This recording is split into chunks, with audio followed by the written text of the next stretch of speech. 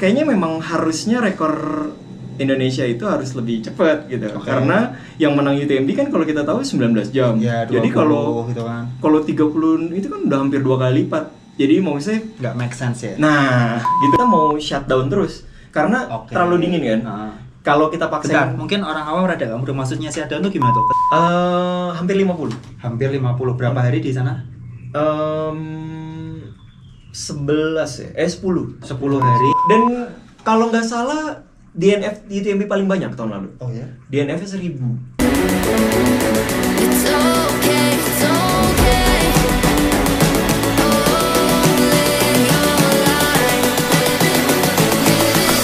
Gotta live it your way.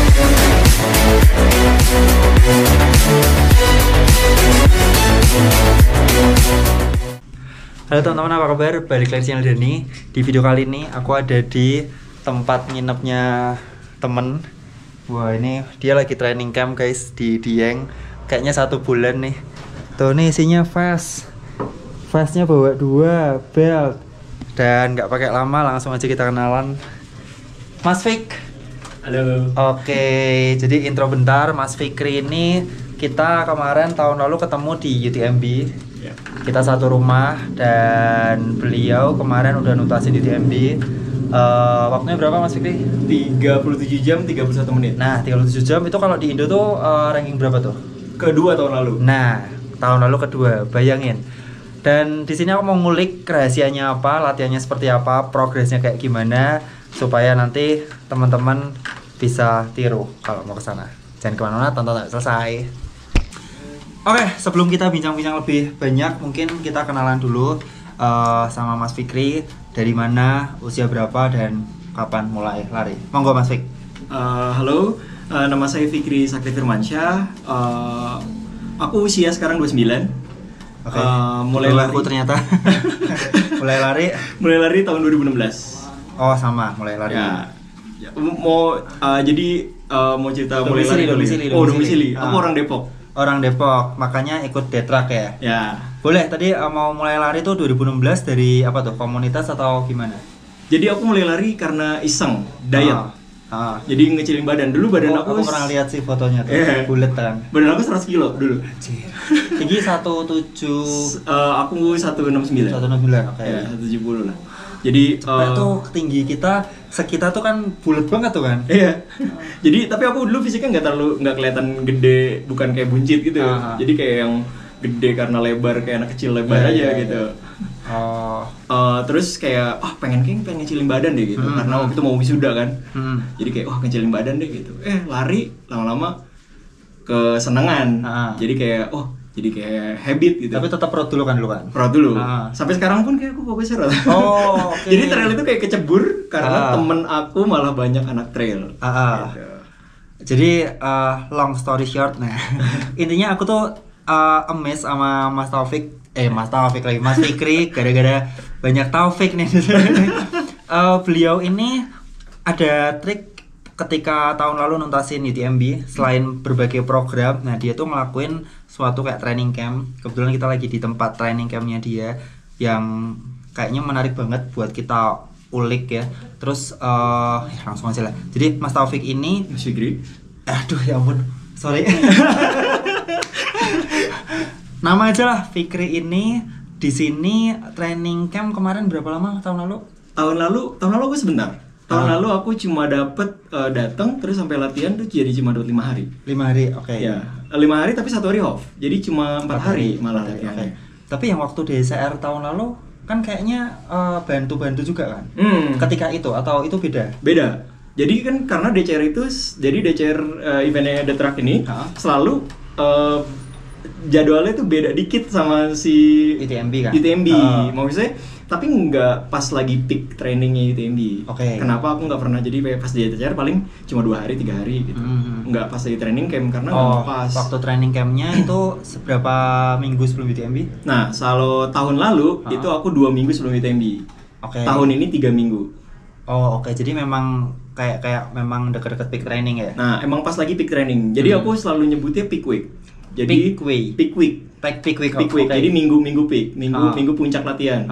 Karena kalau menurut aku ketika lomba makin panjang, latihannya itu jadi harus dibagi lebih banyak. Ya, Jadi kalau minggunya tuh aku bagi nggak cuma 1 minggu, jadi Oke. aku bagi kayak 3 minggu lah intinya gitu. Nah, tahun lalu si siapa Kang Ayib itu berapa waktunya? 35 ya? 37 juga. Oh, 37. Jadi Kang Aib sama aku beda sekitar 8 atau 9 Nah, menit, aku lupa. Pokoknya itu guys. segitu.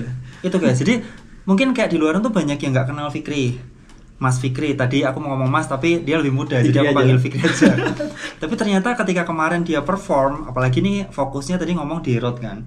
Bisa satset, bisa 37 31. Berarti sama Mang Aib selisih Selisih mungkin 8, nggak sampai 10 menit seingat aku. Anjir. Itu berarti kalau misal 4 kilo lah, 4 kilo dikurangi 2 menit kan bisa 1 kan tuh. Jadi tahun lalu, cerita sedikit tahun lalu ya. Oke. Aku sama Mang Aib itu kita selalu bareng dari Labalme. Labalme itu kilometer 50. Oke. Nah, sebelumnya Maksudnya sebelum 0 ke 50 siapa 0 ke yang 50 Mang Aib. Oke. Jadi Mang Arif Wisoyono duluan, terus aku pas 50, aku bisa ngebalap Mang Aib gitu karena Iya, aku iya, pikir malah kecepetan mungkin gitu karena Mang Aib tahun lalu itu targetnya 30 jam. Oke. Jadi dia target sampai 30 jam. Karena tahun lalu aku nggak punya ekspektasi apa-apa. Betul. Aku punya target, cuma targetnya mungkin mikir 32, 33 udah oke gitu. Jadi ya udah, kita coba dengan pace aku gitu. Bentar, itu COT-nya berapa?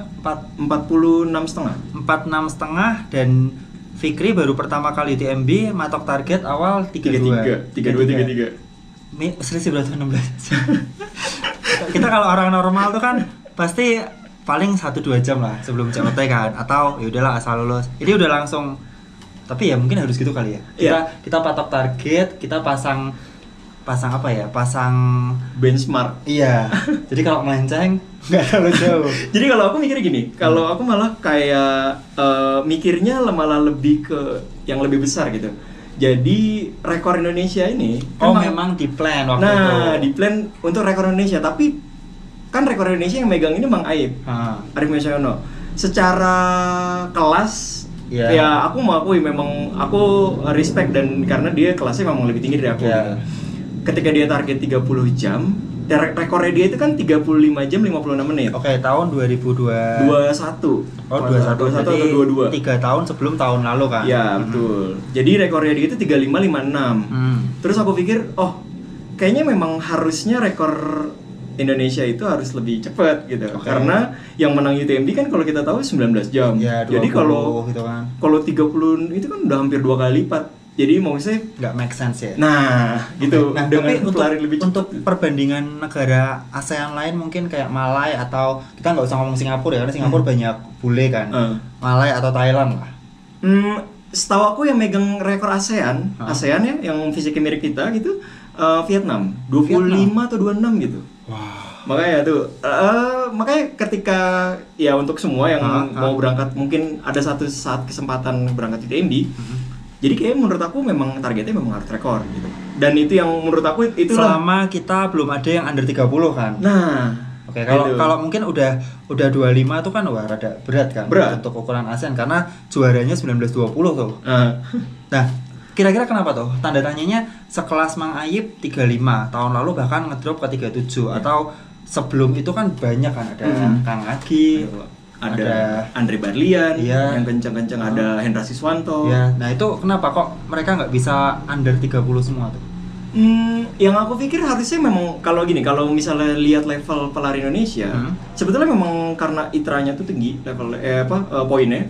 Seharusnya kalau dilihat dari level memang harusnya udah bisa nih ada yang under 28 bahkan. Kalau hitungan aku ya, kalau aku lihat-lihat secara. Berarti istilahnya kalau kita perbandingannya sama negara ASEAN, orang-orangnya di daerah yang sama mereka tuh bisa under 30. Bisa, karena secara technicality orang sini bagus. Gitu. Cuma yang aku lihat kelihatannya ya. Dari aku kan sempet ngobrol-ngobrol lah, nyari data lewat Running Connect. Ada satu sama Mas Madi. Jadi aku nanya data lah sama dia. Terus kayaknya kalau dilihat kita itu karena kurang pengalaman. Di sini untuk jarak 100 miles. Endurance-nya itu belum ada yang sekuat itu. Jadi 0 sampai 100 kita bisa kencang. Aku kemarin sama Mang Aib itu bareng sampai kilometer 80, maksudnya sampai 80 bareng. Itu kita udah 13 jam. Oh, berarti kalau semisal itu kan setengah jalan. Setengah ditambahin minus 20% lah ngedrop, berarti harusnya tetap bisa di bawah. Itu dia. Ya. Endurance levelnya mungkin kita belum, karena nggak ada lombanya yang ada lombanya 100 miles di sini, cuma kan beda. Kalau di sini kan secara teknikal banget gitu. Jadi banyak yang ya pelan lah, lebih pelan gitu. Kalau di luar kan, kalau di Chamonix, Mas Dani tahu sendiri kalau kemarin kita race runnable ya. sisi runnable, di mana-mana bisa lari sebetulnya gitu. Nah, endurance untuk lari selama itu sebetulnya. Tapi kayak apa ya, temperatur dan suhu dan apa ya, kayak pegunungannya kan beda tuh. Itu seberapa bedanya tuh? Nah, itu juga ngaruh sebenarnya sama suhu. Nah, kenapa? Karena kita kan di sini nggak pernah lari ngerasain suhu kayak di bawah 5 derajat gitu. Kan kalau malam di La Balme pun kita dapat di bawah sekitar 5 derajat, bahkan kata Mang Aib dia ngerasain mungkin 1 atau minus. La Balme itu aku lewat gak? Sisi lewat gak? Enggak ya. La Balme itu sebelum Chamonix, sebelum Courmayeur. Dia itu kilometer 50. Karena aku Courmayeur kan. Dari Courmayeur, kisaran jam berapa tuh? Dapat temperatur segitu? Tengah malam. Oh, karena tengah malam lewat jam 2-an lah. Kayak aku kalau nggak salah inget ya, ketika CCC malam ke pagi itu paling rendah kayak 8-9 sih. Makanya ini kalau under 5 sih pasti lumayan ya, walaupun cuma 4 derajat kan, tapi ngefek kan itu kan. Jadi kayak aku sih sebenarnya bukan nggak terlalu ngerasain apa karena jaket atau karena memang aku pernah latihan di dia yang ini nih. Jadi kayak ngerasain suhu dingin gitu, ya aku rasanya biasa aja gitu. Cuma emang pas kita pikir ulang, pas kita lagi nggak latihan, biasanya kan kita bisa mikir ulang lagi gitu. Ternyata emang suhunya dingin gitu. Iya. Baru, oh iya bener juga ya. Gitu. Nah, efek suhu dingin yang sejauh itu sama kita di Indo tuh apa tuh? Misalnya, apakah badan lebih susah gerak, kedinginan atau gimana? Atau kita jadi harus makan lebih banyak? Nah, off. Jadi kayak badan kita mau shutdown terus karena terlalu dingin kan. Kalau kita paksain, mungkin orang awam rada nggak mudah, maksudnya shutdown tuh gimana tuh? Ketika lagi lari terus iya maunya jalan aja gitu, maunya hiking gitu. Karena mood, karena itu ya. Iya, sama jadi kita masuknya apa ya? Recovery mode gitu. Jadi kayak kita masuknya kayak maunya recovery terus gitu, nggak mau gerak untuk maksain jantung kita untuk lebih gerak lebih cepat gitu. Jadi kayak survival aja jadinya karena terlalu dingin. Nah, gitu. itu ada nutrisi yang bisa nge-boost itu nggak? Misalnya kafein atau apakah cuma mindset atau gimana? Aku kalau pengalaman aku nggak pakai apa-apa. Maksudnya kayak cuma gel aja. Jadi gelnya normal, nggak yang harus kafein lah, apalah. Tapi aku pakai yang kafein karena ngelawan ngantuk aja. Iya. Lebih ngelawan ngantuk, kayak race ini pun juga sama di Indonesia. Kemarin kalau yang UTMB itu start jam berapa? Start jam 6 sore kemarin. Oh, berarti kenanya 2 malam ya? Kenanya 2 malam, kalau di atas 30 jam pokoknya kena 2 malam. Berarti kemarin tuh 37 finish jam 7 pagi. Jam 7 pagi. Berarti kalau bisa 30 jam 12 malam. Oh iya. Berarti kalau bisa lebih nge-push, otomatis nggak akan ketemu di malam kedua. Malam kedua nggak kena ngantuk juga. Ketemu malam kedua dikit karena dari malamnya di sana kan jam 9 sampai pagi, sampai jam 6 pagi kan. Itu maksudnya masih gelap gitu. Sisanya kan dari jam 9 malam sampai jam 6 pagi. Kan sebelum itu kan masih terang. Iya. Dari jam 6 sore pun sampai setengah 9 kan terangnya. Jam 9 malam baru sunset. Oke, itu tadi experience Fikri ketika tahun lalu ya, bisa selisih 10 menit sama Aib. Nah, pertanyaanku adalah strategi apa yang dilakukan sama Fikri? Kira-kira race plan-nya nih dari berapa bulan sebelum, kan kita dapat ballot Januari. Sementara event akhir Agustus. Nah, boleh nggak di breakdown kira-kira berapa bulan, terus apa aja yang dilakuin? Jadi kalau untuk tahun lalu, aku gini, beda-beda mungkin ya. Kalau aku lebih ke, aku nggak bisa race yang setiap bulan race gitu. Iya. Jadi aku plan tuh, sebelum UTMB aku race paling yang pendek-pendek 2-3 kali gitu. Tapi aku udah mempersiapkan si mileage ini, jarak yang berapa yang harus aku ambil dan jadi, aku harus siapkan. Jadi race itu part of training. Tapi maksimal berapa tuh dari Januari? Maksimal 2-3 ya tadi ya? 2-3 race. Jadi kalau tahun lalu aku cuma race trail ikut cuma DCR. Terus mantra DCR berapa tuh? 21. Mantra 68. Oke. Habis itu UTMB. Oke. Berarti sebelumnya 100k bahkan nggak pernah? Pernah 100k aku dari 2018 juga 100k. Cuma memang pas untuk lagi si UTMB aku nggak nyiapin race. Bentar, ini anjing lagi nih dia cerita kan 100 kilo kan, berat 100 kilo 2016. Terus dia kilaf lari 2016 udah 100 kilo. Apaan maksudnya gimana? Ceritanya gimana? Jadi tapi ini nggak bagus untuk ditiru. Ya. Jadi gini, aku cerita. Jadi 2016 itu aku turun berat badan langsung drop. Selama puasa 1 bulan aku turun 19 kilo. Oke.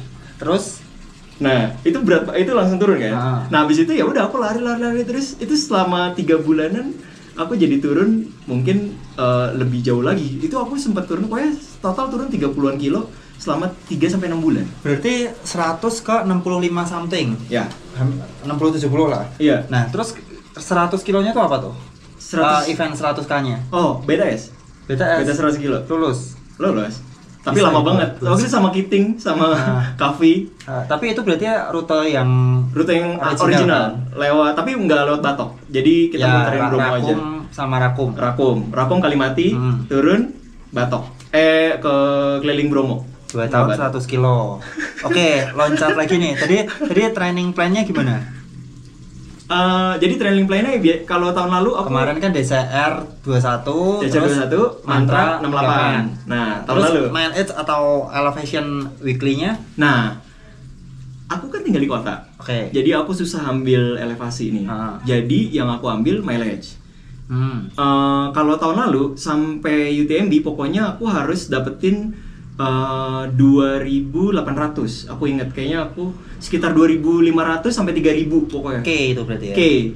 Dari Januari dari aku dapat balot sampai sebelum UTMB. Dibagi per bulan dibagi 7 berapa tuh? Sekitar dibagi 7 ya, 400-an ya per bulan. Ya, tapi kan naik turun. Seminggu 100 ya. Oke. Ya, seminggu 100. Berarti elevation aku nggak pernah ngukur. Kak, dalam seminggu ada 1 kali, 2 kali atau aku bahkan, misalnya tiap weekend ke Sentul atau ke Gepang gitu? Nah, ini tahun ini aja. Aku baru dapetin elevation pas kita kemarin ke Kultra. Oke. Bulan lalu. Jadi aku tuh baru benar-benar fokus latihan gunung karena aku latihan maraton dulu sampai bulan Juni. Jakim. Setelah Jakim baru aku naik gunung. Jadi yang benar yang mana nih kalau kita mau race trail elevasi itu cukup dengan latihan road doang yang proper dengan weekly miles yang panjang atau perlu elevasi kan, karena kalau ya termasuk pola pikirku ya lebih penting elevation weekly kan. Nah, gimana menurutmu, Pi? Kalau menurut aku lebih mentingin yang paling deket ke kita latihannya biar kita konsisten. Oke.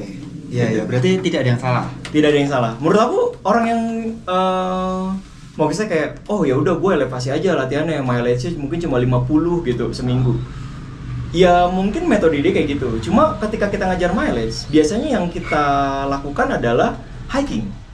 Ketika kita ngajar mileage, ketika kita ngajar elevasi, yang kita lakukan hiking. Tapi kalau kita ngajar mileage kita lari. Yang kita dibutuhkan di UTMB rutenya 80% bisa dilarikan. Jadi yang aku hajar duluan, gimana aku biasa lari aja dulu. Dengan selama itu endurance-nya. Jadi mungkin ini sebelum ngomongin runnable road di UTMB, ini juga jawaban gimana caranya orang Singapura bisa break record Rinjani kan. Jadi ya itu rada pusing sih ya ngomongnya karena kalau di road mau nggak mau lari dengan segala programnya, interval, tempo dan macam-macam. Betul. Tartar. Tapi kalau kayak gitu otomatis downhill-nya kacau dong. Nah, kalau kita nggak pernah ngasah kan. Betul. Kalau Mas Dani, mungkin teman-teman aku yang mungkin ada yang pernah latihan bareng aku atau pernah ketemu aku pasti kalau misalnya race, aku uphill duluan, downhill di balap. Aku gitu, aku selalu gitu, sama teman-temanku pun selalu gitu. Jadi kalau misalnya, pasti aku nanjak duluan. Mau saya nanjak duluan atau bareng, downhill aku pasti belakangan. KO, karena berarti tetap harus diakui bahwa jam terbang itu perlu ya. Perlu. Jadi tapi kan kalau gini, kalau aku punya punya apa ya? Punya prinsip. Kalau kita latihan harus sesuai dengan apa yang kita mau tuju race-nya. Oke. Jadi kan aku mau tuju UTMB. Rutenya seperti apa di Chamonix? Rutenya kita harus lari 70-80% lari. Ya udah yang aku latih itu aja gitu. Karena memang aku jujur mungkin di sini banyak jarang yang tahu aku karena ya aku emang race di Indonesia jarang. Satu memang bukan medanku.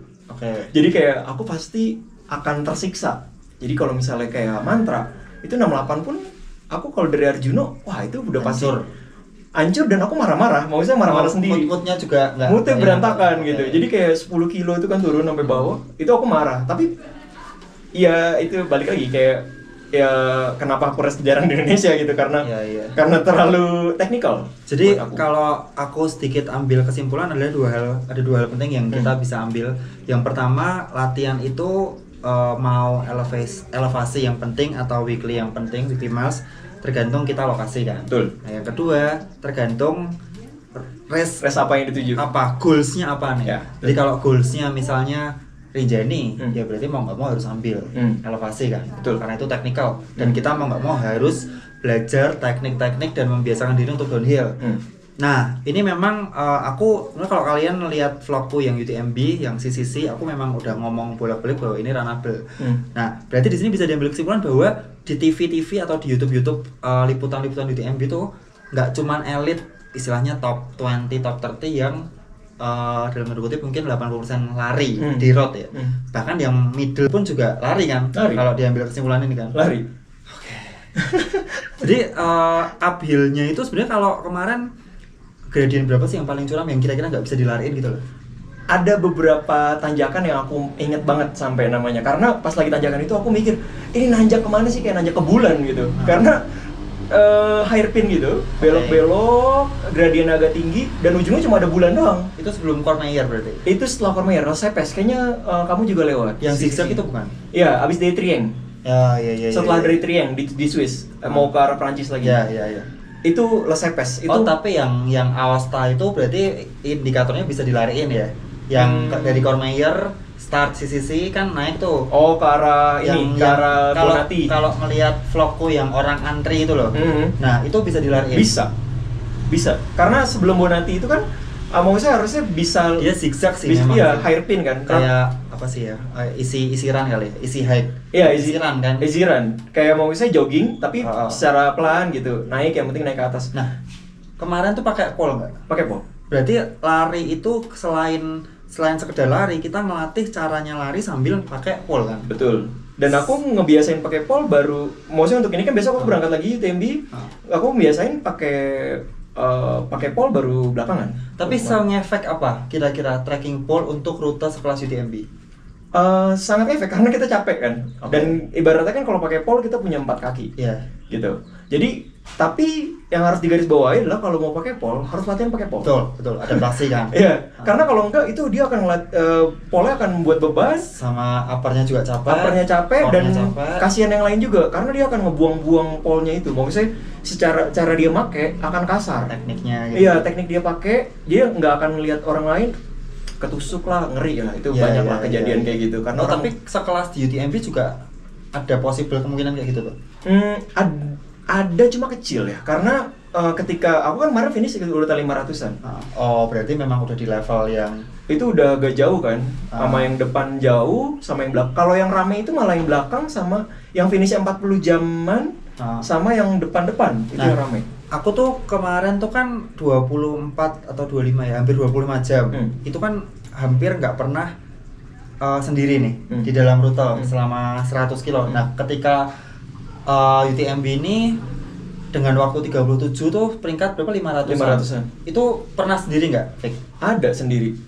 Ada sebagian sendiri. Cuma banyaknya pasti ada orang. Paling enggak berapa? 25 hampir 3.000. 2.800. Oh, ya berarti kan udah di berapa tuh? 25% atas kan?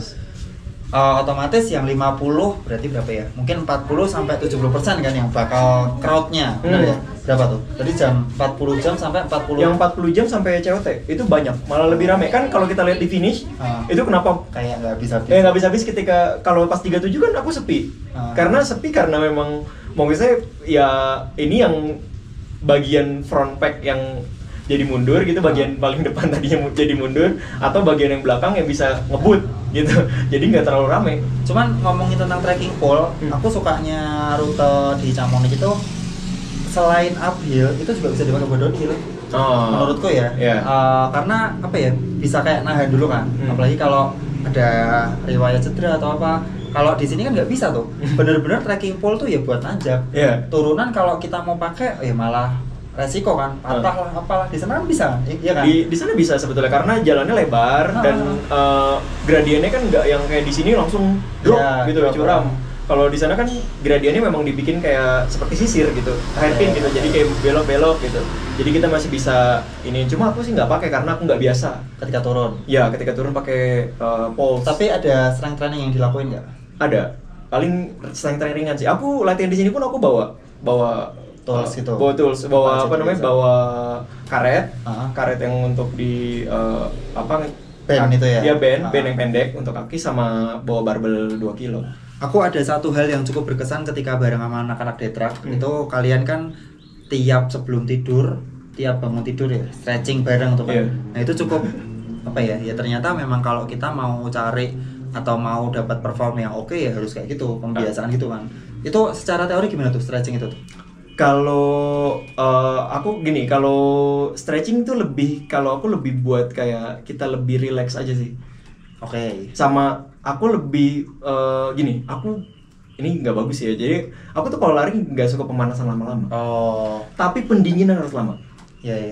Karena menurut aku part paling penting itu malah pendinginan. Kenapa? Daripada pemanasan. Kenapa? Karena otot kita harus direlaksin ketika abis dipakai stres terlalu lama.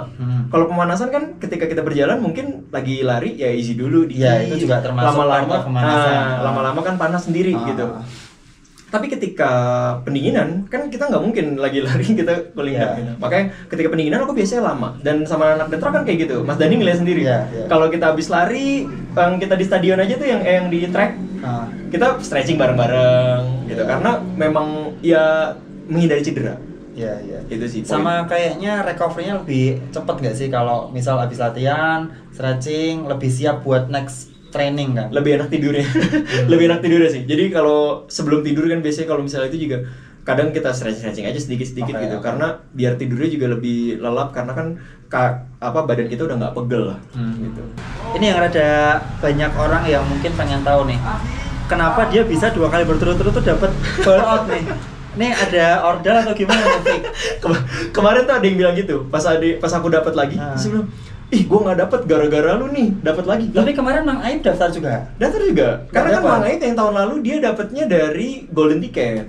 Dari Golden mana ya? Golden Ticket Doin Tanon. Doin ya. Iya, dia kan ikut 160. Terus dia finish 5 besar kalau nggak salah. Untuk usianya dia. Berarti stone-nya dia masih utuh tuh. Stone-nya utuh. Stone-nya dia banyak. Stone-nya dia itu kayaknya gede karena kan double di sana dan 100 miles kan. 100 miles. Jadi kayak stone-nya banyak. Dia nggak dapet. Ya untung-untungan aja sih. Karena sebelumnya juga anak Detrak kan Nia juga dapet 2 kali kan. Betul-betul. 2023 dan 2024. Yang gagal bisa itu ya. Iya. Karena ada orang Semarang, orang Kudus sih itu yang 3 kali ball out tuh nggak dapat. Tapi dia sama terus atau enggak? Kategorinya 100 terus, 100 miles terus. Dapet, tapi nggak dapet. Katanya kan setelah 2 kali gagal, katanya ya dapat apa sih? Prioritas atau gimana? Iya, dapat koefisien. Jadi gini, aku juga udah sebelumnya aku udah lotre ini dari 2020 pas pandemi. Oke. Jadi 2020 kan udah punya waktu itu kan belum pakai stones. Masih pakai poin undian doang. Aku udah ikut 2020, terus 21 nggak ada, 22 itu aku nggak pernah dapet. 23 aku juga lotre. 2023 yang anak Detrak pada berangkat PTL. Aku nggak dapet. Aku lotre UTMB. Nggak dapat, ya udah. 2024 dapat, 2022 dapat. Rezeki aja. Iya. Karena kemarin sebelumnya 3 kali kan gagal. Sebelumnya 3 kali gagal, nih langsung dikasih 2 kali. Oke, nah ini yang sedikit sensitif nih. Tahun lalu berarti dirimu tuh langsung ke Genève langsung ke Camone? Yes. Atau ada main dulu tuh? Enggak. Habis berapa? Fik? Ingat nggak? Range aja, range. Hampir 50. Hampir 50. Berapa hari di sana? 11 ya? 10 hari hampir 50. Hampir 50 juta. Oke, kok sama ya kita ya? Padahal aku main-main tuh. Kok bisa gitu ya? Hampir 50 kayak deh. Seingat aku skornya 40 sekian lah. Karena 45 ada tapi ya. 45 ada.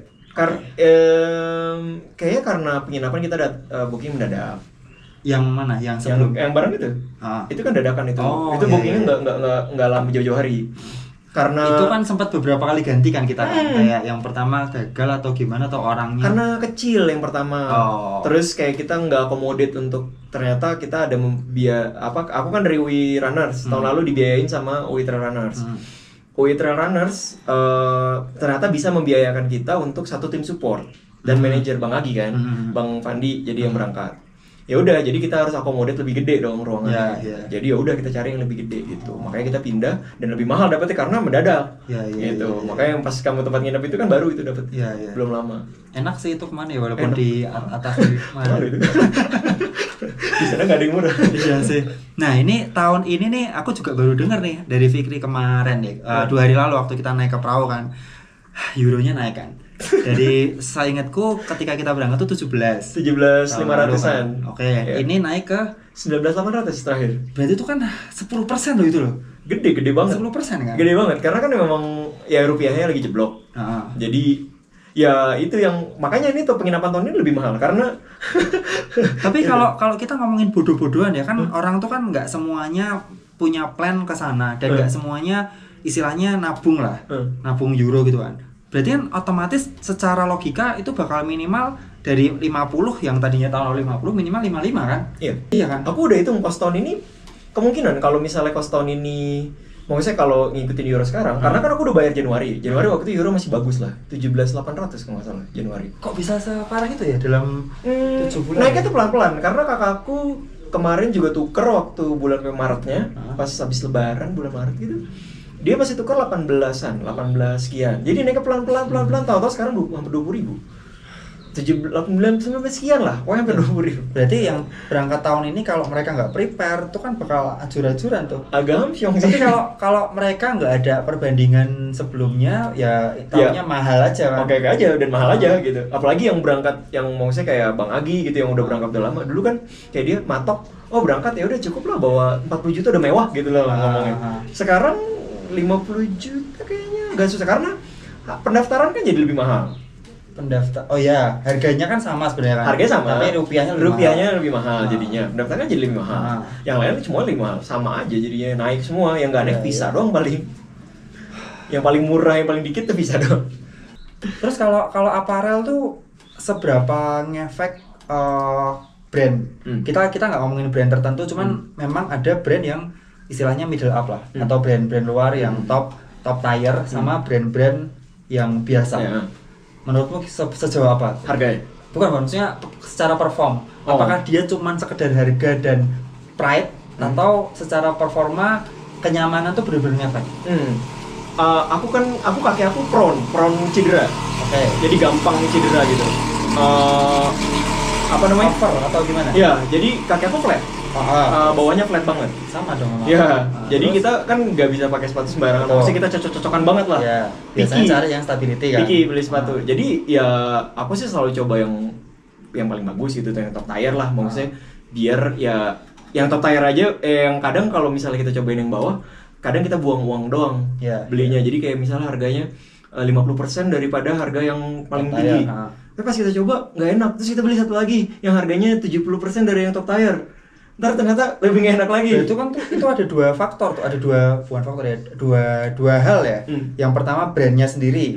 Brandnya sendiri tuh kan ada berbagai brand tuh. Dalam satu brand ada beberapa lah. Ada beberapa ya. Ibarat kata kita ngomongin Toyota nih. Toyota itu yang LCGC punya, yang kayak Crown, Camry, Lexus juga punya kan. Anjing sih itu. Jadi memang ngefek ya.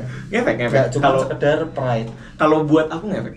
Karena yang aku udah rasain ya, maksudnya kayak apalagi lombanya udah semakin demanding, semakin jauh lomba, semakin banyak, semakin kebutuhan tuh semakin apa ya, semakin spesifik kebutuhannya. Jadi kayak tahun lalu aku pas start sampai 80 kilo pakai sepatu yang ada karbonnya. Start sampai 80. Oke. Pakai sepatu yang ada karbonnya. Terus 80 karena aku cuma pakai punya sepatu trail karbon 1. Jadi yang sampai 80 sampai finish aku mau ganti sepatu karena udah agak basah. Jadi ada apa keringet dan inilah basah. Jadi kayak nggak nyaman. Jadi aku beli pakai sepatu yang nggak ada karbonnya, non karbon. Dan itu menurut aku juga faktor yang membuat aku kayak second half-nya ngedrop dan lebih apa ya? Karena nggak ada dorongan lah. Kalau dari karbon itu kan lebih responsif. Cuman katanya dan logika sih ya. Rata-rata orang kan memang strateginya seperti itu kan. Ketika badan lagi fit pakai yang karbon. Setelah itu kita powernya turun pakai yang karbon. Tapi ketika badan kita masih bisa, berarti mendingan tetap karbon. Oh, oke. Kayak kalau ini apa di kepala aku sih gitu ya. Karena aku kan maksudnya aku basic anak road. Terus kalau misalnya lagi maraton atau kalau aku lagi latihan yang interval, tempo, long run, pakai sepatu karbon kan. Jadi kayak udah kebiasa gitu. Oke, jadi gitu teman-teman. Kalau di hitungan logika atau apa ya matematika anak road itu tuh mereka tuh semua serba lebih bisa diprediksi. Kayak maraton antara latihan sekian ya sekian. Nah, cuman trail itu kan unik ya. Banyak faktor X, faktor alam kan. Faktor alam, cuaca segala macam yang bikin hitungan-hitungan tuh pasti bisa meleset nih. Nah, tapi ternyata ini tips dari Fikri nih. Di UTMB itu relatif bisa dihitung. Bener kan? Karena at least dia runnable. Nah, untuk cuaca segimana perbedaan tiap tahun nih, Fik? Atau mungkin dirimu baru sekali tahun lalu, tapi kan si Bang Agi kan udah sering tuh. Dia pasti kasih tutor atau tips gitu kan. Jadi tahun lalu menurut Bang Agi itu adalah cuaca terpanas. Cuaca terpanas karena dia kan Bang Agi itu udah 5 kali. Termasuk PTL-PTL-nya. Jadi UTMB 2 kali, PTL 3 kali kalau nggak salah. Anjing, PTL 3 kali. Dia PTL 3 kali. Jadi ya hormatlah senior aku. Jadi dia apa namanya? Dia bilang kemarin tuh emang cuaca paling panas. Maksudnya siangnya panas, malamnya dingin. Jadi drop. Makanya kan kemarin Hamin berapa tuh? Seminggu dikasih hot mandatory gear kan. Ya. Jadi kemarin itu jadi activated dua-duanya. Jadi kita harus bawa legging panjang. Itu yang 100 miles ya? 100 miles. Yang aku kayaknya enggak. Hot wear doang ya. Jadi kemarin seingat aku kita harus bawa legging panjang. Jadi bawaan kita banyak banget kemarin. Jadi kayak lumayan berat lah gitu. 10 liter aku penuh, hampir penuh lah. 10 liter tuh berapa kilo tuh? Berarti sekitar 5 lebih kan? Hampir 5 kayaknya 5-an karena bawaan aku agak kecil-kecil. Jadi kayak lumayan enteng, lumayan ringan, enggak terlalu berat banget tapi ya berat cuma nggak segitu di atas 5 kiloan. Jadi kata Bang Agi itu kemarin cuaca paling panas. Jadi dia tahun sebelumnya PTL itu kan badai salju. Terus pas tahun 2024 aku udah ngarep wah hujan gitu. Aku pengen dapet dingin gitu karena di sana. Ternyata siangnya panas 29 derajat. Iya. Tapi buat kita sebenarnya itu lebih enak gak sih? Buat kita orang sini nih. Harusnya. Terlepas dari dirimu pengen dingin loh ya. Harusnya enak. Tapi karena aku latihannya kan di sini. Jadi aku udah biasa dingin. Tapi kan latihanmu kan nggak ibarat kata latihan oke lah 2 minggu selama-lamanya 2 minggu 3 minggu. Tapi kan tetap aja sekian bulannya kan di Depok kan. Di Depok kayaknya 11-12 sama Semarang lah. Nah sama itu lagi. Aku tahun lalu terlalu latihan manja. Maksudnya latihan banyak. Latihan maksudnya secara mingguan banyak. Cuma aku latihan spesifik. Pagi sampai jam 10 jam itu. Jadi aku nggak pernah ketemu panas. Makanya aku bilang kan kemarin pas ini. Sekarang aku di sini aku latihan sampai jam 2 siang gitu. Maksudnya aku pengen ngerasain perubahan. Jadi misalnya aku mulai jam 6:30 karena jam 6:30 di sini masih 12 derajatan. 6:30 mulai terus sampai siangnya pun kita kan di sini cuma 19 derajat gitu. Cuma kan aku pengen ngerasain panas teriknya karena sengaja gitu. Karena aku pengen tahu. Karena tahun lalu aku terlalu manja menurut aku. Jadi aku lari di waktu nyaman kan? Di waktu nyaman, aku terlalu nyari nyaman. Tapi nyoba yang buat malam nggak di sini? Maksudnya sepanjang perjalanan yang tahun ini start sore sampai malam atau itu? Enggak. Berarti maksimal siang sore. Maksimal siang. Yang aku karena menurut aku PR aku adalah malah lari di siang. Yang lari panas ya. Ya, pas lagi panas-panas. Itu makanya aneh. Orang yang tinggal di Indonesia, negara tropis, tinggal di Depok yang panas, malah pas panas aku malah drop. Itu karena itu nggak sih, karena mindset dan sugesti dan memang dari awal misalnya wah aku pengen dingin begitu kena Wah, dulu juga panas nih, ya kan kenapa panas lagi? Nah, itu kayak kan? kayaknya itu juga sih sama apa itu yang nggak aku expect gitu. Jadi kayak nggak aku kira-kira bakal panas. Ternyata panas banget baru datang ke sana. Turun dari bis, kita dari bandara turun dari bis, kayak sentul. Jadi kayak pas ngeliat, panas. Cuman emang tahun lalu tuh yang aku rasain tuh aku sempat ngeliat orang sana ya, orang Eropa yang kayak teler di tengah itu, gerah gitu. Dan kalau nggak salah DNF di UTMB paling banyak tahun lalu. Oh ya? DNF-nya 1000. Oh, angka DNF paling banyak kalau nggak salah. Angka atau persentase tuh berarti? Angka ya? Angka karena kan kalau 1000 dari 3000. Dari 2900. Jadi 30%-an tuh. Oh, iya. Tahun lalu 1000. Jadi kemarin ada yang ngimpun data. Jadi ada tahun ini yang angka paling banyak gitu. Angka paling banyak 1000 gitu. Kalau persentase kayaknya ada yang lebih banyak kayak awal-awal. 2006 Karena pesertanya atau mungkin berapa nggak gitu. sebanyak ini. Ya, kan? dan dulu teknologi belum seperti sekarang. Dulu kan masih pakai hiking gear. Kalau sekarang kan kita udah sebenarnya udah dimanja pelari sekarang, udah enteng semua barangnya. Kira-kira apa nih target dan ngelihat fisik sekarang yang possible gimana nih, Vic? Kalau secara fisik, kau sih ngomongin secara mental dulu ya. Oke. Mentally aku siap sebetulnya, maksudnya udah siap untuk UTMB lagi, untuk ngelaksanin 100 miles lagi karena buat orang yang jarang ultra gitu ya. Ya 100 miles ya jauh gitu, mungkin untuk banyak orang juga gitu, maksudnya 100 miles itu adalah pencapaian yang wah banget gitu. Jadi secara mentally aku siap untuk 100 miles. Udah itu. Secara fisik ya oke. Karena menurut aku latihan aku udah oke lah. Udah sesuai dengan apa yang aku harapkan. Gitu. Walaupun ada ya sini dan sana yang harus masih diperbaikin gitu, kayak minor lah, tapi kayak ya kayaknya bisa gitu.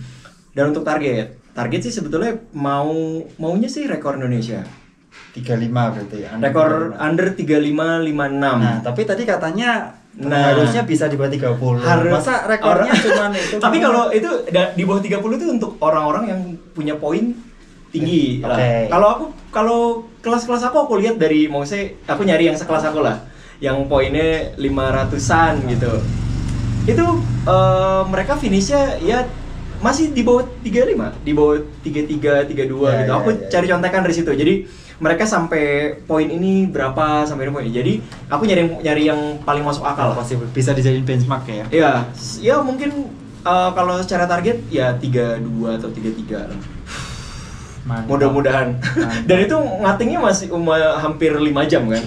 Jadi panjang ngatingnya, jadi ya mudah-mudahan bisa. Itu sepanjang 30 jam something itu habis gel berapa tuh, Vic?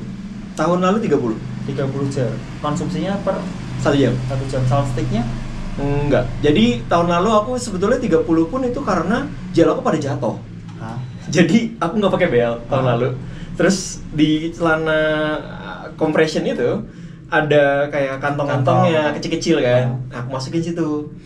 Terus di kilometer berapa ya? Kayak belum jauh di Les Chus kilometer 7. Les Chus itu orang ada yang bilangin kayak hey your gel is fall off gitu kayak. Ya aku udah gak sempet ngambil. Ya udah gitu kayak mungkin pas aku lihat wah iya udah ada 2 atau 3 hilang lah gitu. Terus kayak Oh berarti tapi ingat yang dikonsumsi mereknya? Enggak, maksudnya itu kan 30 include yang jatuh atau gimana? Enggak, 30 itu yang dikonsumsi. Berarti yang jatuh lebih dong? Ya itu lebih, jadi kan aku udah bawa, jadi aku mau gini, aku taruh di badan, maksudnya di vest dan di belt tadi itu 20. Terus di core meyer aku masuk lagi 20 gitu, maksudnya gitu. Terus kayaknya itu jatuh berapa, aku nggak tahu, jadi kayak itu, kurang tuh. Itu harga gelnya itu tuh bisa buat ikut race 50k, 70k di Indo, ya kan?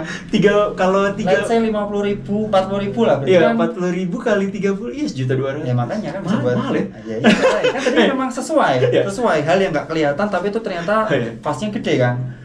Nah, ini pertanyaan lagi nih, kenapa harus UTMB dari sekian banyak race nih? Aku? Kalau aku dari pertama aku trail, aku tuh pengen banget UTMB. Jadi kayak pertama kenal trail running, terus kan kita pasti nyari di YouTube. Dulu tuh 2016-2017 referensi masih sedikit, ya kan? Pas kita pertama lari, referensi lari itu sedikit. Isinya video-videonya Kilian doang atau? Jadi kayak bener-bener dan bahasa Prancis. Ya kan, maksudnya ada lah bahasa Inggris, cuma sebagian gitu. Jadi kayak kita ya, terus kayak ada nih race sama UTMB, pengen banget nih gitu. Terus dulu kayak, ini kok orang 170 kilo lari, tidurnya gimana ya gitu. Terus kayak udah mikirin gitu kayak.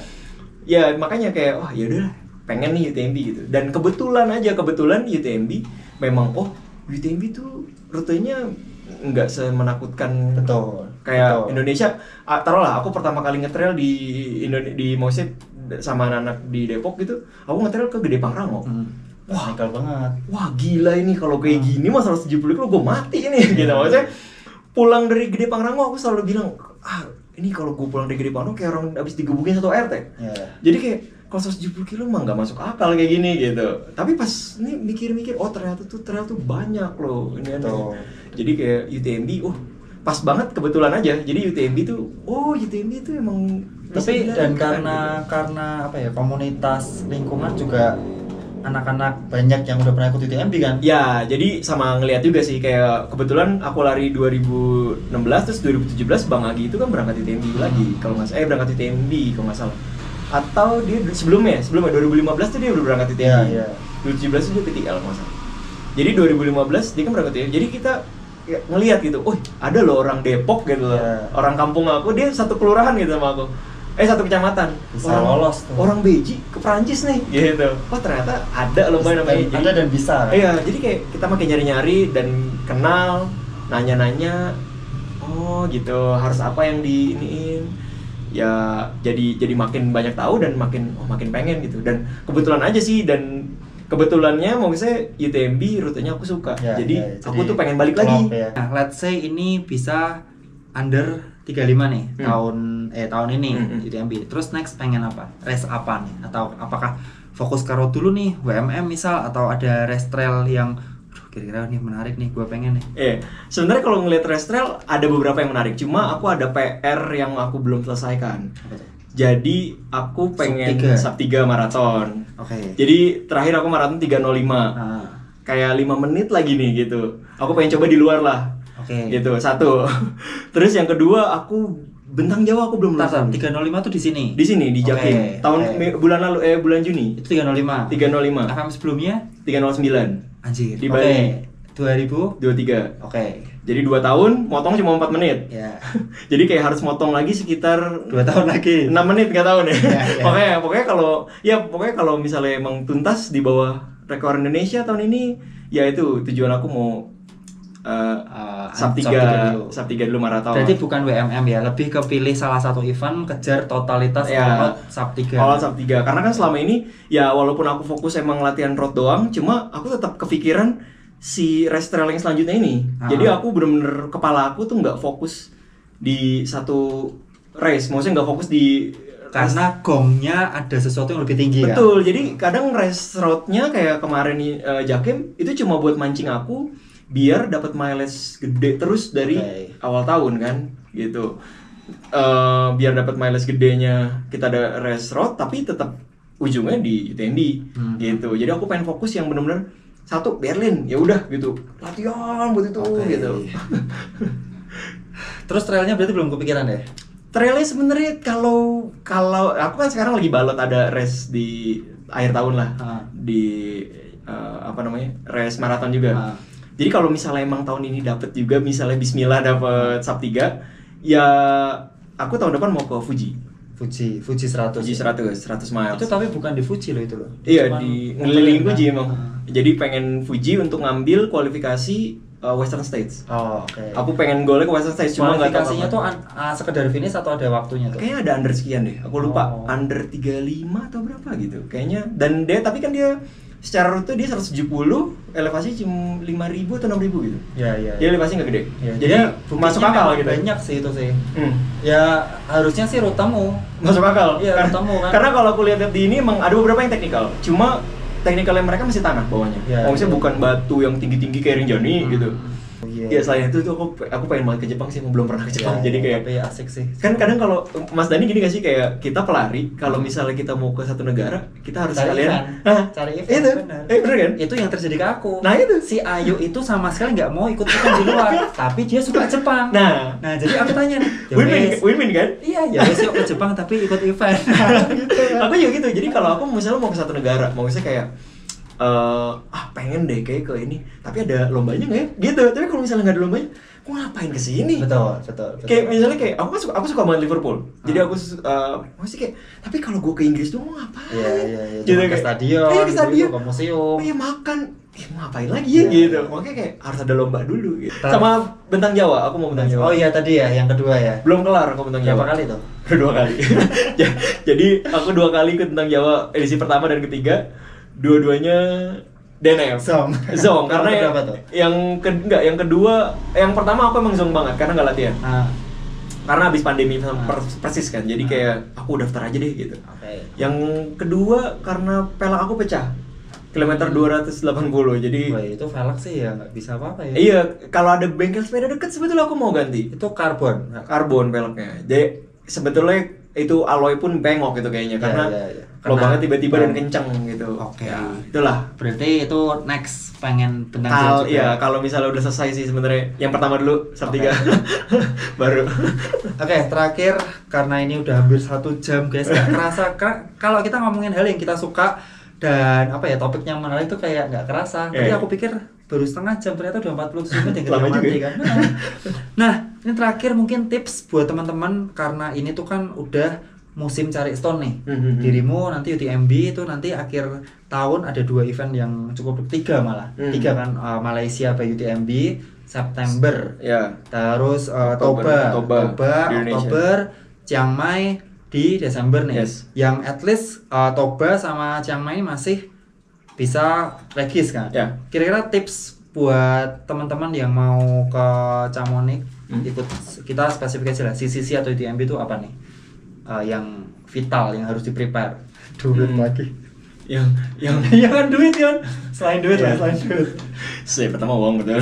Pertama. Ya uang. Memang fisik menurutku nomor 2 sih. Lu fisik latihan mati-matian, duitnya enggak ada mau apa? Iya kan? Karena sekarang bat aja lagi mahal. Iya. 500 lebih kalau nggak salah. Iya. Tahun lalu berapa tuh? 4,5. Aduh, lumayan juga tuh. Lumayan kan? Mau misalnya nggak bisa makan nasi apa sih nasi Hainan atau nasi tapi nggak terlalu besar lah bedanya. Cuma lumayan lah kalau dibandingin. Ya yang perlu dipersiapkan kalau misalnya memang mau milih res tersebut gitu. Ya kalau aku ada satu kalimat sih yang aku selalu tanemin gitu. Jadi training accordingly, rest wisely. Jadi latihan tepat, restnya yang sesuai. Jadi kalau ini kan dua hal itu bisa yang mana yang duluan. Betul. Rest wisely, kalau misalnya kita pilih restnya dulu nih. Oh ya udah misalnya mau Chiang Mai, rest 100 kilo. Ya cobalah lihat profilnya kayak gimana. Carilah di YouTube gitu. Kira-kira kayak apa. Ya habis itu baru cari rest lokal yang mirip. Kalau misalnya mau bikin rest mau bikin preparation restnya. Jadi apa sih sebelum rest itu mau rest misalnya belum pernah. Tadi misalnya Chiang Mai mau 100 kilo, terus 50 kilo baru sekali, terus mau ngambil lagi rest 50 kilo gitu. Ya udah, ambil rest 50 kilo, cari yang mirip-mirip lah. Ya. Yang karena masih ada beberapa rest lokal. Ya kebetulan Chiang Mai sih relatif mirip sama terrain kita sih. Karena kita mirip, tapi pemandangannya nggak ada. Tapi kalau mau pemandangan bagus, Toba katanya bagus. Ya, Toba ya. Ya walaupun costnya hampir sama kayak Chiang Mai. Ya itulah. Tapi balik lagi, yang pertama harus duit. Adalah makin melenceng kemana-mana. Fikri, thank you insight-nya. Jadi ini lumayan banyak request bahwa Mas Denny bikin podcast dari sudut pandang yang berbeda dan jangan melulu dari orang-orang yang dalam tanda kutip dikenal lah, yang sering race, yang sering podium, karena ya tiap orang punya sudut pandangnya masing-masing. Ada beberapa strategi yang yang buat aku sendiri itu juga jadi oke nih ternyata kayak gini nih, kayak target race-nya apa, dan kita menyesuaikan daerah nih, tinggal di mana. Kalau di Semarang sih untungnya road ada, gunung juga ada, jadi enak nih. Ya akhir kata semoga bisa sub 33 lah ya. Aku langsung gebuk aja kan. Targetnya Indo kan 35. Indo rekornya 35. Targetnya personalnya kan 3233. Bisa lah di bawah 33. Mudah-mudahan amin. Ntar aku minta traktir kalau udah di bawah 33. Push me up. Oke, mungkin itu aja teman-teman. Buat teman-teman kalau mau tanya, boleh nggak DM gitu? Boleh. Instagramnya apa Mas Fikri? Instagram aku Polejil. Poet Slager bacanya apa tuh? Polejil. Ntar aku tulis di sini lah. Points legend. Oke, jadi buat teman-teman yang mau tanya sesuatu tentang UTMB, tentang nutrisi, Ya. aman. Selama masih bisa aku jawab, aku akan jawab. Nah, dan mungkin kalau mau tanya di kolom komentar juga boleh. Nanti aku bakal colek Fikri buat Mas Fik bantuin nih. Gua gak bisa jawab nih. Tanggung jawab loh. Iya. Langsung aja jangan sungkan. Dan mungkin itu dulu video kali ini. Besok kita mau rest, Fikri juga mau latihan lagi. Oke, sampai jumpa di video berikutnya. Kita ngomong bareng-bareng. Tetap sehat, tetap semangat. 1, 2, 3. Tetap sehat, tetap semangat. Bye bye.